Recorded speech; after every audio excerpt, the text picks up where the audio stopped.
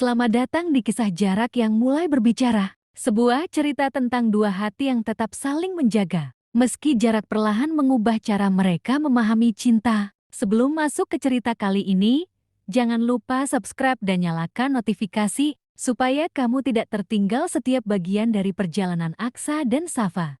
Part 5 yang tak lagi sederhana. Malam itu Safa masih duduk di depan laptopnya. Tetapi halaman tugas yang sejak tadi terbuka nyaris tidak bergerak. Matanya lebih sering berpindah ke layar ponsel. Pesan terakhir dari Aksa sudah hampir 1 jam lalu. Masih di kampus, ada revisi kelompok. Hanya satu kalimat pendek, tidak seperti biasanya. Dulu, bahkan di sela kesibukan, Aksa masih sempat mengirim hal-hal kecil. Fotokopi yang terlalu pahit, meja belajar yang berantakan, atau sekadar pesan singkat yang terasa hangat. Sekarang semuanya mulai terasa seperlunya saja. Safa menarik napas pelan. Ia mencoba memahami. Mungkin memang sedang sibuk, tapi ada sesuatu yang belakangan sulit ia abaikan. Jarak tidak hanya membuat rindu, kadang juga membuat seseorang perlahan tidak lagi terbaca. Beberapa menit berlalu tapi layar ponselnya tidak pernah menyala. Sebuah bayangan muncul dalam kepala dan benaknya.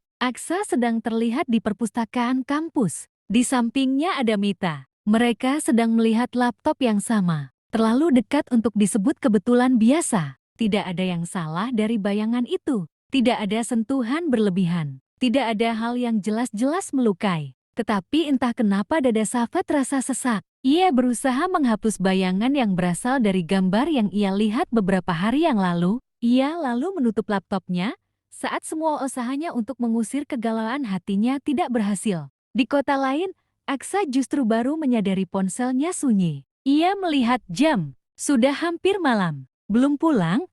Tanya Mita sambil menutup bukunya. Sebentar lagi. Kamu capek? Aksa tersenyum tipis. Sedikit. Mita memandangnya beberapa detik, lalu berkata pelan. Kadang kamu kelihatan seperti orang yang sedang memikirkan dua hal sekaligus. Aksa tertawa kecil. Mungkin memang begitu. Kalimat itu terdengar ringan.